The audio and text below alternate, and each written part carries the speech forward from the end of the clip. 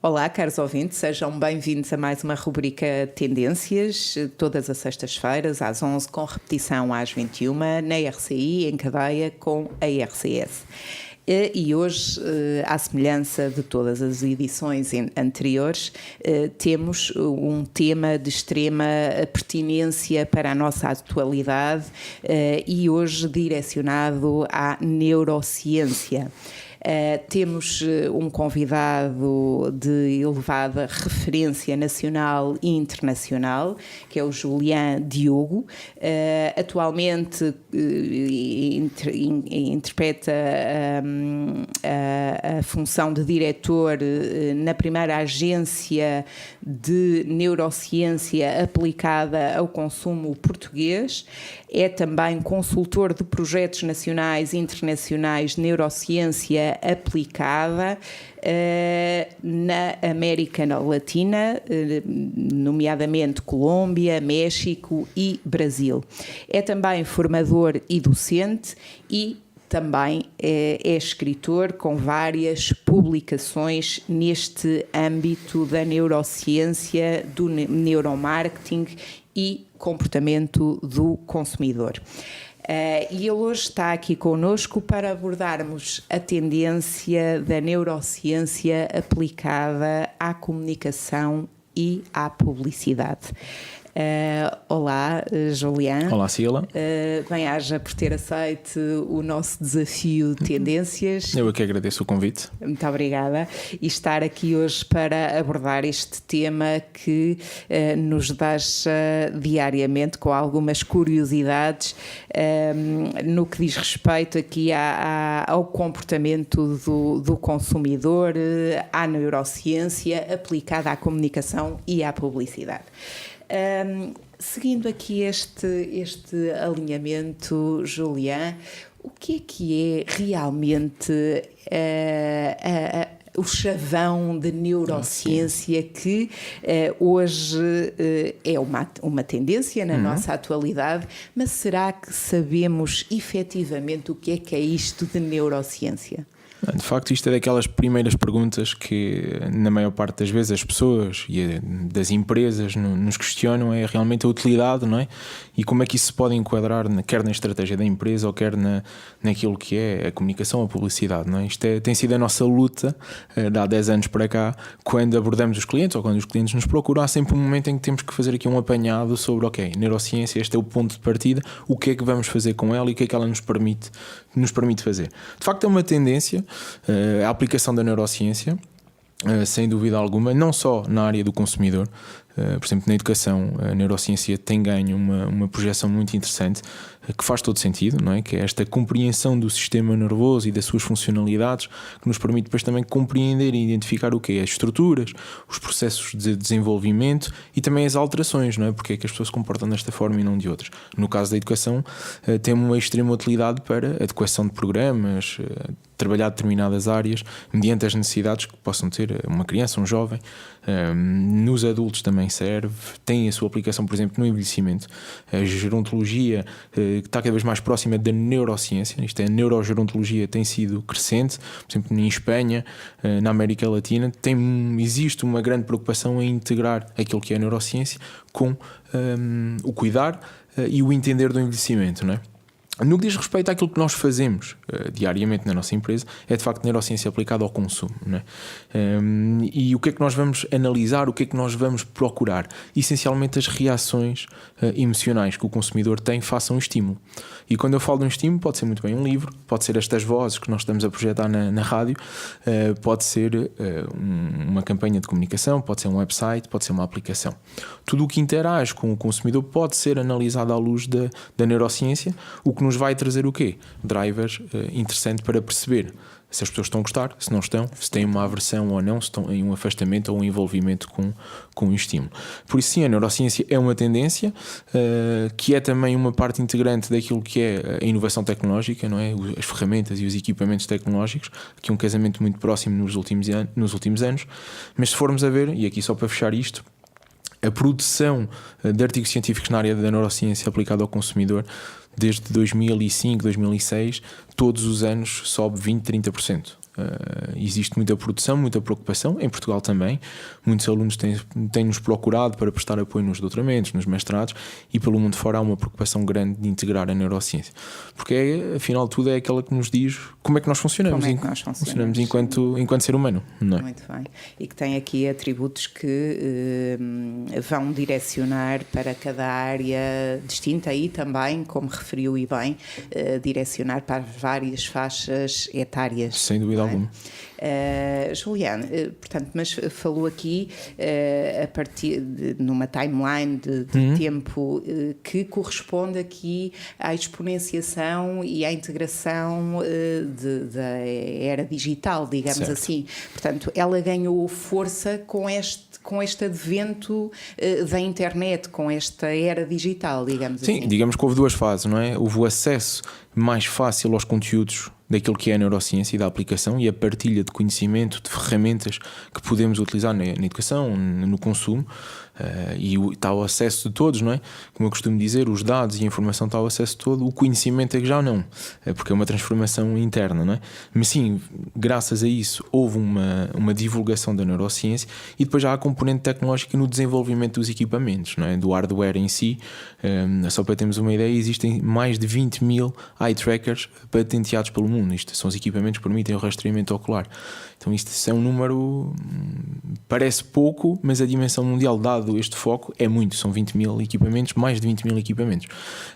Então, sim, a tecnologia sem dúvida alguma veio trazer aqui um elemento impulsionador da utilização, mas também da compreensão que é a neurociência. Por isso acho que foi um casamento feliz, e é inevitável, não é? Por isso aquilo que é a neurociência de há 10 anos atrás não pode ser a mesma que hoje, nem será a mesma da amanhã, sem dúvida alguma. E integra aqui dashboards, e isto para os ouvintes que nos ouvem e seguidores, portanto integra aqui dashboards. Os dashboards são relatórios, digamos assim, extremamente complexos, não é? Sim, isto... Vocês, através das métricas, conseguem analisar o comportamento ao segundo, não é? Sim, conseguimos até abaixo do segundo, não é? Do milésimo de segundo. Sim, de facto, sim, são utilizados vários tipos de equipamentos, não é? Que são equipamentos num primeiro propósito de saúde, não é? Temos um EEG, por exemplo, que nos vai medir a atividade elétrica no cérebro, que nos vai permitir identificar se há áreas ativas relacionadas com a memória, com a aprendizagem, com a dor, com o prazer, não é? Com a aproximação ou afastamento, portanto, por exemplo. Que medem os estímulos. Que medem a resposta do utilizador, do consumidor, do ouvinte, independentemente do contexto, face ao estímulo que nós lhe colocamos, ou nas mãos, ou visualmente projetado. Sim, é esta sem dúvida a resposta. Existem muitos equipamentos, desde a condutância dérmica da pele, que nós vamos medir os níveis de stress e de ansiedade através de um pequeno equipamento que está presente nas nossas mãos.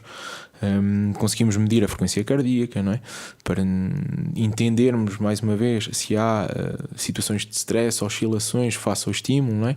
Depois medimos aquilo que os nossos olhos fazem e se comportam, fazem um estímulo, não é? Com óculos ou com equipamento que pode estar aqui, por exemplo, presente aqui num ecrã, vai fazer um rastreamento do que é que a Sila está a ver num website, por exemplo. Quais são as áreas mais quentes, mais frias, quais são as áreas de maior ou de menor interesse, não é? Entre outros equipamentos. Sem dúvida que, por exemplo, sem esquecer aqui o reconhecimento facial das expressões emocionais. Há pouco falávamos, não é? Que manualmente é possível, dá muito trabalho e são profissionais altamente qualificados que o fazem, e os softwares conseguem fazer isso, não é? E dar-nos aqui os estados emocionais, se está feliz, se está triste, digamos que é as emoções de base, as 7 emoções de base identificados no ser humano. Por isso acaba por ser interessante esse trabalho. É complexo, sim, os relatórios são complexos, exigem trabalho e, acima de tudo, expertise bem específico das pessoas, não é?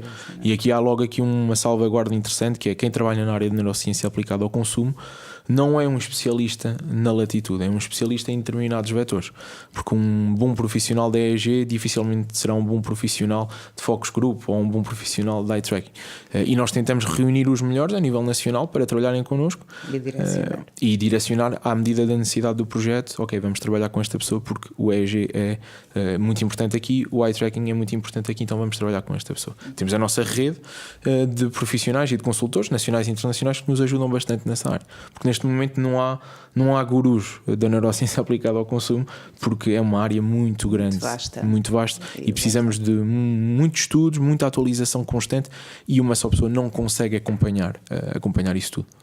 A velocidade é o que também acaba por criar uma ansiedade e um stress, não só em nós, mas nos profissionais quase de todas as áreas, porque estamos em constante déficit de conhecimento e de competência, não é? Sem dúvida.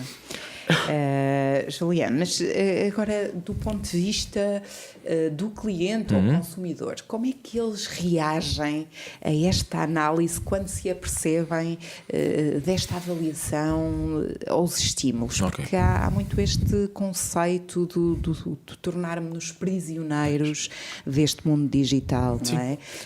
Neste momento o que nós fazemos... Tendemos a fugir um pouco, mas é inevitável, porque estamos inseridos numa sociedade em rede, numa sociedade digital, que o isolar-nos ou tentar fugir destes atributos e mecanismos digitais é quase impossível, não é?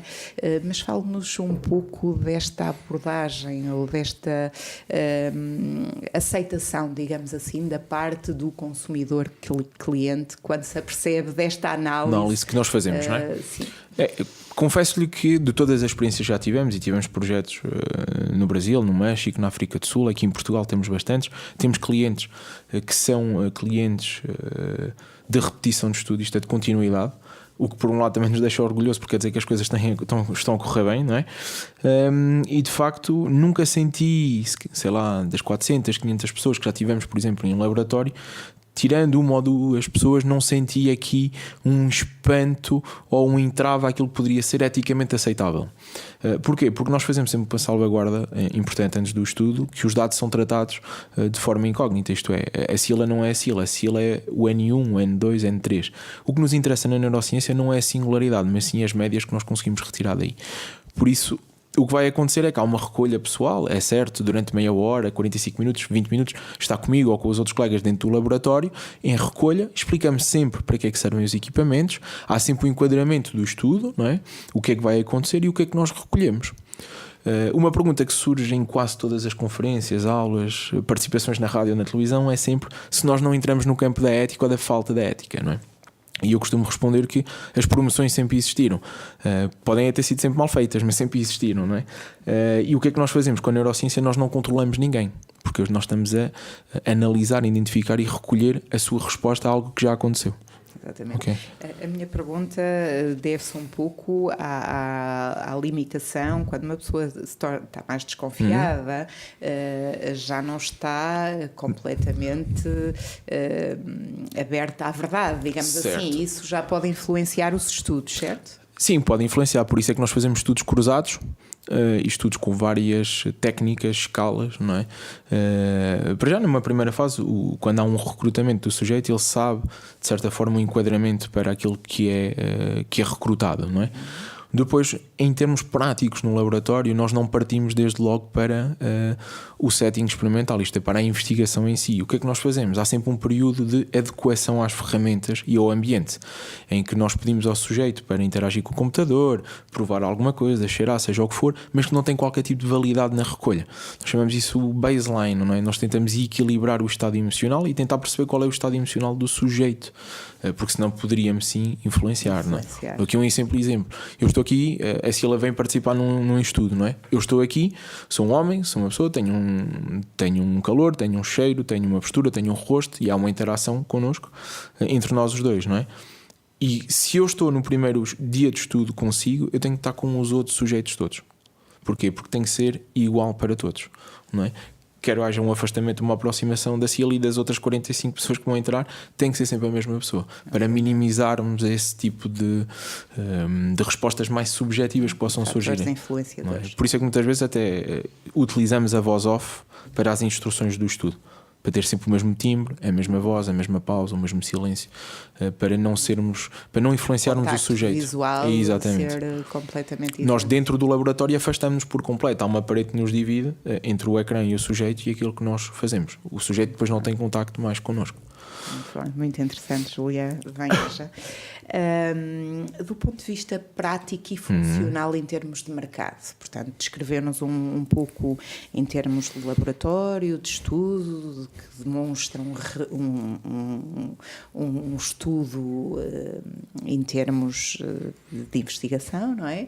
Mas em termos práticos e funcionais do mercado por si só. Assim, em termos de mercado, tentando criar aqui uma rede para se perceber onde é que nós podemos nos enquadrar e, acima de tudo, ser úteis. Como eu dizia no início, nós analisamos a resposta aos estímulos, né, por parte do sujeito. E já tínhamos projetos em todas as áreas, desde a banca, passando pelos seguros, passando por análise de websites na área da saúde, mas também naquilo que são, por exemplo, as embalagens de iogurtes, de manteigas, cafés, sabores, aromas, não é? Conseguimos analisar esses estímulos. E o que é que nós vamos conseguir trazer para o cliente, não é? Que é isso, no fundo, o que interessa. O cliente e para as marcas. E para as marcas, não é? Quando eu digo cliente, o cliente empresarial, não é? Não é? O que é que nós lhe vamos conseguir? Não o cliente final, mas e o cliente final acaba por ganhar também, porque Exatamente. acabamos muitas vezes, os clientes empresariais que nos procuram também procuram ajustar um delivery, não é um produto correto. E não é enganar, mas sim entregar aquilo que o consumidor deseja real. E quando eu digo entregar, pode ser uma arquitetura de um espaço, pode ser a arquitetura de um hotel. É transversal. É transversal a toda a jornada que o consumidor vive na relação com a marca, não é? Seja em casa, no digital, como dizia a Cília bem há pouco, ou fisicamente pela arquitetura, não é? E o que é que nós vamos conseguir entregar ao cliente empresarial, à marca? Conseguimos entregar, por exemplo, análises de perfis, vamos conseguir analisar os perfis que existem em torno da marca, percebermos se as pessoas são mais sensíveis a recompensas financeiras ou não. Muitas vezes parte do princípio que o dinheiro move mundos, mas nem sempre é o dinheiro, não é? São experiências, são o contacto com o cliente, a agressividade, por exemplo, às vezes de um promotor pode fazer com que toda esta jornada, toda esta experiência seja quebrada. Vamos entregar então os perfis, mas também análises comparativas, muitas vezes, em será que devo mudar a minha embalagem ou não? Então nós vamos conseguir perceber, ok, o design pode estar correto, a forma é que não, a textura está errada, se calhar esta é melhor. Podemos entrar nesses graus de minúcia na entrega dos dados ao consumidor. É claro que isso demora o seu tempo, não é? Temos o tempo de recolha, de análise. E fazemos sempre questão no fim, quando entregamos os resultados, de ter um dia com a equipa toda para explicar, ok, analisamos isto desta forma, os resultados foram esses, e nós sugerimos também, e aqui entramos no processo de intelligence, sugerimos aos clientes que façam desta forma, que poderá aumentar o sucesso, a interação. Estas são as palavras-chave a utilizar na comunicação, por exemplo, com o consumidor. Muito bem. Julián, obviamente que é uma área cada vez mais procurada pelos grandes players, não é? Porque envolve aqui custos diferenciados, mas com a sua visão e profissionalismo que tem vindo a desenvolver em termos mundiais, antevê que seja uma área a aplicar até mesmo às marcas mais comuns?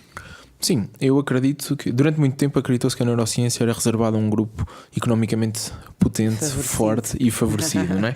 E estava certo, porque os primeiros estudos foram desenvolvidos pela Pepsi, Coca-Cola e estas grandes marcas que tinham até inclusive laboratórios dentro de universidades nos Estados Unidos, e o início, digamos, do partir-pedra da neurociência partiu de cima para baixo, não é?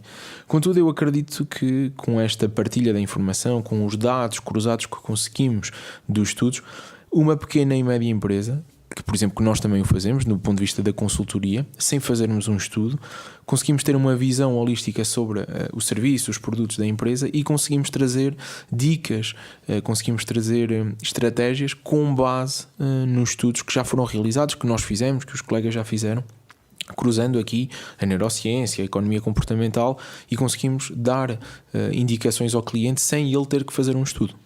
É claro que nunca será igual, mas existem pontos de contacto que são transversais, que são convergentes. Exatamente, que são convergentes e interessantes de serem trabalhados para a marca. Muito bem.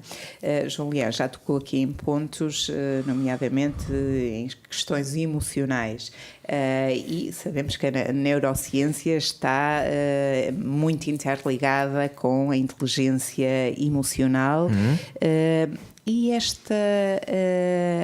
esta área parece-lhe ser inata ou é adquirida, esta inteligência emocional? Isto tem sido uma conversa bastante interessante ao longo destes últimos 2-3 anos, em que temos as novas competências para o futuro, não é? E a inteligência emocional está pautada nessas 10 que o World Economic Forum identificou. Então temos tido, profissionais da inteligência emocional a surgirem como surgem cogumelos um bocadinho no mês de outubro, não é? Sim, sem dúvida. Mas ela é inata, podemos dizer que ela é inata porque todos nós somos seres emocionais, não é? Grande parte das nossas decisões, do nosso comportamento resultam da emoção, não é? E o António Damasio, com a identificação da hipótese do marcador somático no livro, por exemplo, do erro de Descartes, fala sobre isso e aborda, e é claro como a água, que grande parte das nossas decisões resultam desta nossa qualidade enquanto ser emocional.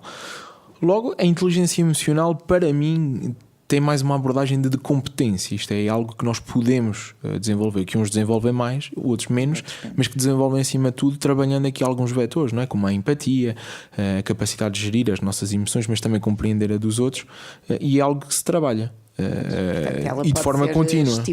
Pode ser estimulada. Sim, porque o nosso cérebro tem essa capacidade fantástica da neuroplasticidade, que é de aprendermos desde o início até ao fim, não é? E a inteligência emocional também tem esse processo, essa curva de aprendizagem. Portanto, esta neurociência torna-se aqui, e face ao que acabou de dizer, e este estímulo que é, portanto, que é readaptado, digamos assim, a neurociência torna-se dinâmica nesta perspectiva. Sim, sem dúvida alguma, porque acabamos por verificar que as emoções, não é, moldam a experiência, e que depois a experiência acaba por moldar as nossas emoções também, que é interessante, não é, de perceber como é que o nosso locus externo nos influencia e nós somos influenciados por eles, e também acabamos por influenciar terceiros, não é? Por isso eu acredito que, e vou fazendo parênteses e uma ligação com o que falamos há pouco do digital, esta será sem dúvida alguma ainda um fator diferenciador face às máquinas, não é? Que é essa vertente da inteligência emocional que nós temos, muito em resultado da nossa capacidade de dedução, de cooperação que nós temos, que também desenvolvemos ao longo dos tempos, não é? Sim, sem dúvida. Portanto, falou e tocou aí em pontos que estão claramente alinhados com os padrões motivacionais, não é? Que também estão muito interligados com as questões do sexo, dos contextos sociais, e em termos destes padrões motivacionais. A neurociência atua de forma diferenciada. Fale-nos um pouco desta perspectiva dos padrões motivacionais face à neurociência. Assim, se falarmos em motivação, por exemplo, para a compra, não é? Sem dúvida alguma que todos nós temos uma personalidade e atitudes que estão subjacentes àquilo que é o nosso comportamento, não é? Que podemos depois ser clusterizados, arrumados, não é? Por vários tipos de escalas de personalidade, o Big Five, a Myers-Briggs, pronto, existem várias que nos podem arrumar, entre aspas, dentro de um tipo de personalidade, não é? Agora, é claro que em termos de motivação, o que nos move enquanto ser humano é essencialmente a recompensa e a aversão à perda. Isso é transversal. Agora, se formos particularizar com homens, mulheres, idades, contextos, é claro que isso vai mudar muito, porque a própria inteligência emocional difere de contexto cultural para contexto cultural. Se pegarmos num contexto cultural japonês, existe uma inteligência emocional trabalhada desde tenra idade, não é? E se calhar nós nisto estamos atrasados 20 ou 30 anos. Atrasados, isto é, despreocupados para com isso, não é? Neste momento estamos a tentar recuperar. Por isso tudo isso cria uma dinâmica muito diferente, influenciadora e motivacional, acima de tudo diferente, quer do ponto de vista geográfico, mas também quer do ponto de vista do nosso período enquanto ser humano. O que nos move neste momento, apesar de haver estas duas bases, que é a recompensa e a aversão à perda, vai oscilar muito e vai mudar muito, também pela relação que temos com os pares e aquilo que vamos enfrentando pela nossa vida, não é? Sim, muito bem. Juliana, e enquanto especialista também nas áreas de marketing, comunicação e publicidade, no seguimento da publicação do capítulo Neurociência Cognitiva aplicada aos espaços e design, na obra Princípios de Neurociência, que eu posso mostrar para quem nos chegue via digital e quem nos segue também pela nossa página via YouTube. Portanto, é o livro Princípios de Neuromarketing, Neurociência Cognitiva Aplicada ao Consumo, Espaços e Design. Para os ouvintes, podem anotar o título e podem adquirir, ou até mesmo numa livraria. Sim. Podem consultar este livro, que é extremamente interessante face a esta temática. E, portanto, fala aqui da importância destas áreas, não é? E a neurociência cognitiva aplicada aos espaços e design. O que é que o motivou para esta analogia e aplicabilidade? Assim, muitas vezes nas aulas, começo as aulas com uma simples questão de o que é o sucesso, e se acompanharmos, claro que de um ponto de vista que depois também é desenhado por mim, não é? Mas o sucesso muitas vezes está inerente à nossa capacidade de desenhar, de responder ao design e de comercializar o design. Por isso é que para mim o design está presente em toda a nossa vida e acima de tudo na jornada do consumidor. O design, a arquitetura do espaço. E quando nós falamos de design e arquitetura, falamos de quê? De cor, de luz, de formas, de texturas, e tudo isso acaba por influenciar até se calhar em muitas dimensões muito mais do que os atributos do produto. Porque durante muito tempo vendemos, comercializamos e comunicamos os atributos do produto, não é? Mas se fôssemos por aí, a Coca-Cola não vendia, não é? Porque os atributos da Coca-Cola, do ponto de vista da saúde, não são muito pouco favoráveis, não é? Mas vende outra dimensão, vende o design, vende a experiência, a emoção, não é? E quando se fala em espaço de consumo, que poderá ser um museu, pode ser um hotel, pode ser um espaço de consumo dito normal para as nossas compras do dia a dia, não é? É fantástico conseguirmos estudar, projetar e ajudar as empresas a terem espaços emocionalmente envolventes, onde podemos trabalhar o jogo de luzes, as texturas, os materiais, e essa mesma minha preocupação também recai sobre as cidades. Sobre a projeção arquitetónica das cidades também, onde se pode igualmente trabalhar o mobiliário urbano e por aí fora, que pode aumentar os níveis de bem-estar, conforto e felicidade dos cidadãos, tal como pode acontecer com o consumidor. Por isso é que eu acho que é uma área bem interessante. Design, comunicação, são duas áreas muito interessantes, onde a neurociência é capaz de trazer, para já, quebrar tabus, quebrar ideias pré-concebidas que temos, em que não acontece dessa forma ou não é tão verdade como nós pensávamos. Por isso é que foi um capítulo sobre o qual eu me debrucei, e é um capítulo que acaba por juntar, fazer este casamento feliz entre o design e a neurociência, essencialmente. Muito bem. Portanto, e a neurociência cognitiva aplicada ao consumo, já abordámos um pouco esta vertente, mas convém falar, e julgo ser interessante para os nossos seguidores e ouvintes, este ponto, portanto, que torna-se um fator e um atributo diferenciador ao nível de estratégia para as grandes marcas, não é? E quais são estes pontos fortes em termos de aplicabilidade? Em termos de aplicabilidade, sem dúvida que, como eu lhe disse há pouco, termos perfis dos nossos consumidores ou dos consumidores, termos a noção de notoriedade da nossa marca, da percepção que as pessoas têm face à nossa marca, se há índice de memorização, se há índice de aprendizagem que são mais duros, mais lentos, mais complexos, há a possibilidade de entendermos qual é o vocabulário, quais são os conceitos que o nosso consumidor pretende ou com os quais ele se sente mais confortável. Procura a diferenciação, fundamentalmente. Sim.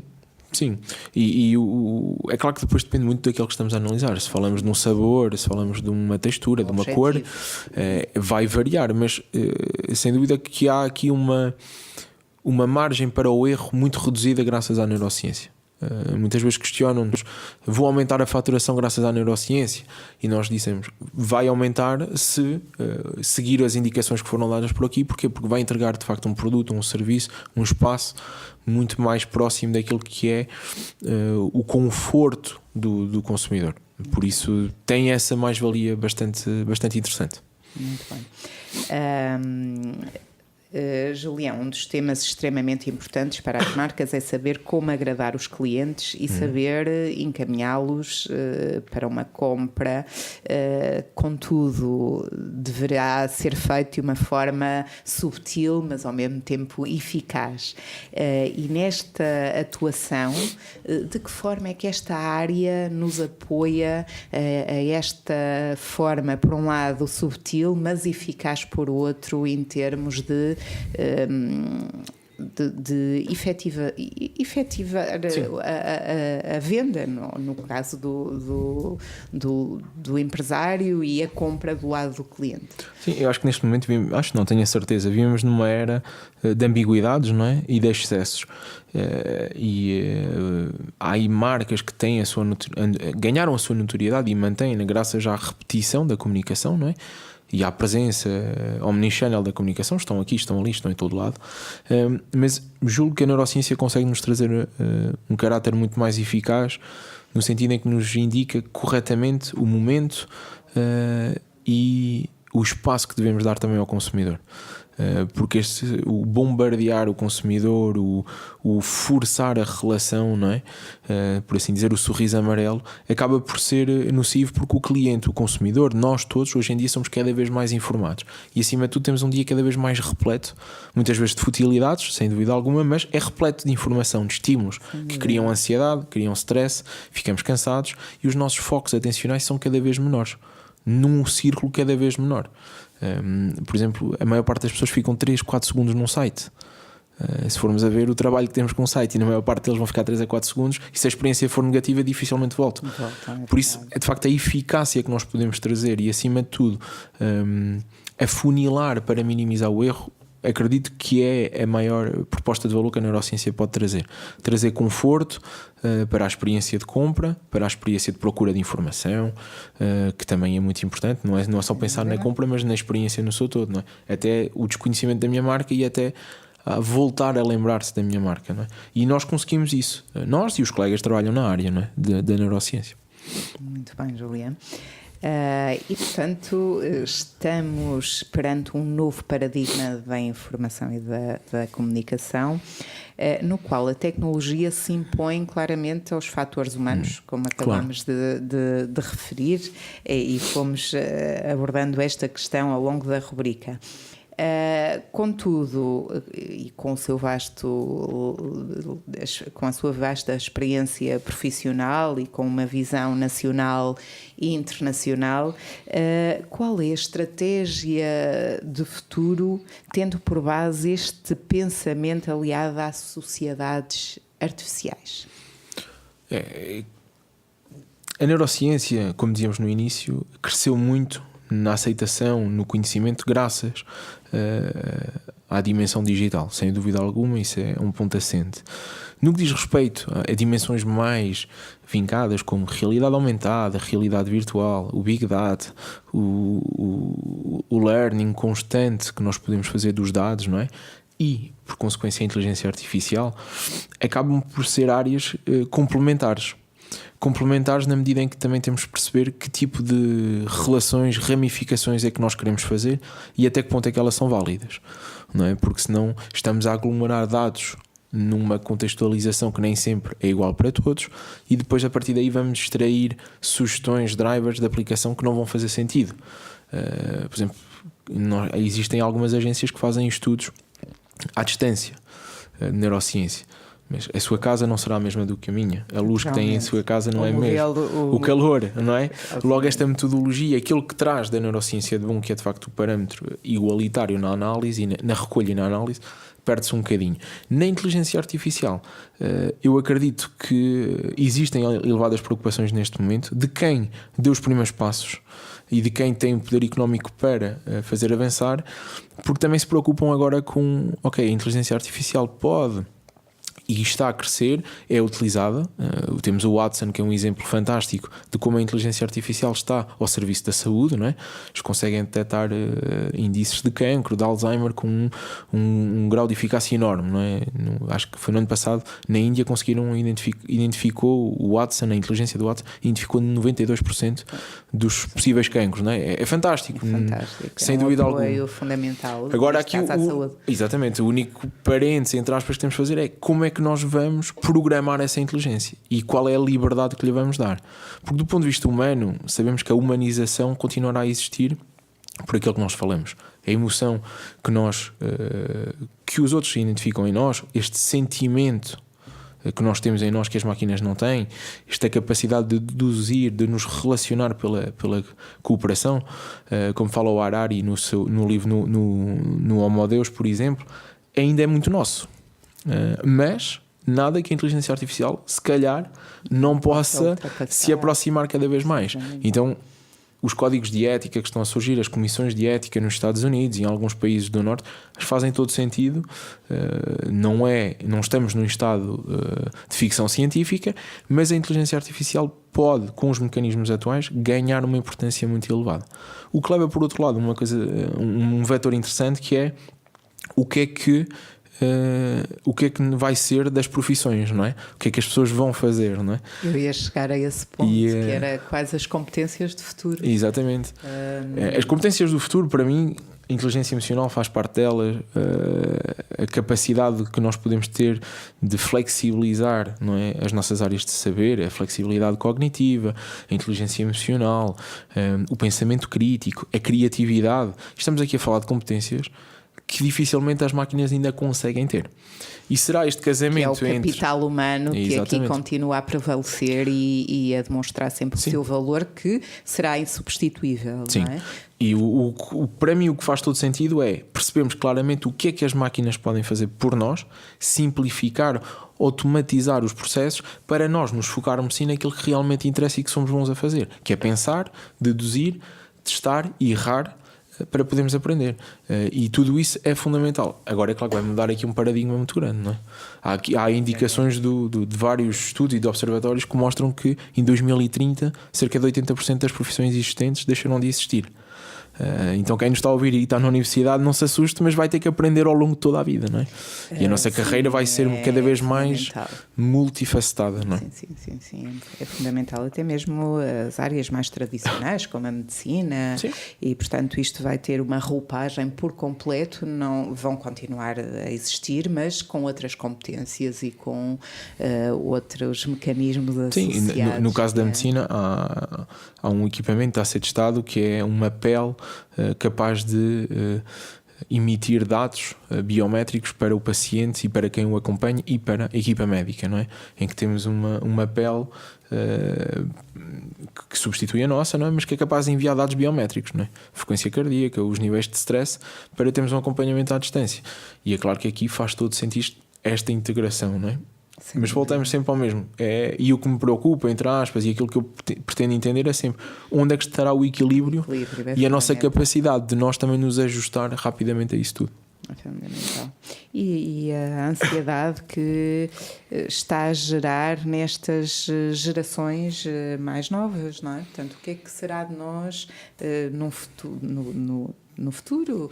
Falou e bem nas competências académicas que atualmente as universidades já começam a introduzir de uma forma dinâmica diferenciada, mas os modelos continuam iguais e o que têm que alterar de uma forma bastante eficaz, não é? Porque... Sim, em termos de modelos educativos e daquilo que nós podemos aprender deste casamento entre tecnologia e neurociência, desde logo percebemos que os ciclos atencionais não são os que tínhamos antes. Logo os blocos de aulas não fazem sentido como eles estão, o contexto, a arquitetura, o design, o formato não fazem sentido, não é? Continuamos a estar sentados para com um conteúdo, não é? E em que temos que trabalhar ao contrário, não é? O microlearning é fundamental, pequenas sessões de 20 a 25 minutos focados num tema, trabalhamos em estações de aprendizagem e não estáticos a ouvir, como elemento passivo. São estas projetos com utilidade para a comunidade. Interdisciplinares é fundamental. E, portanto, isto são todos modelos que a nossa sociedade, neste contexto em específico educacional, terá que rever e a neurociência ajudará e ajuda bastante nessa dimensão. Por isso é que eu comecei logo por dizer que de facto há uma preocupação grande. Se virmos os nossos colegas brasileiros, têm muita produção científica da neurociência aplicada à educação. Em Portugal temos vários exemplos e preocupações, e eu acredito que é um dos caminhos a seguir. Porque não faz sentido estarmos a falar de educação sem percebermos como é que o nosso cérebro reage, funciona, se desenvolve, não é? Então estamos a preparar seres para a criatividade, seres para a flexibilidade cognitiva. Temos que entender a base não é? E o professor tem que ser um facilitador desta orquestra e não pode ser um ditador do conhecimento. Sem dúvida, muito bem. Julián, e agora assim, para finalizar com este chavão da neurociência aplicada à comunicação e à publicidade, qual é o conselho que dás aos nossos ouvintes e qual é a tendência que vê aqui para esta área tão abrangente e complexa?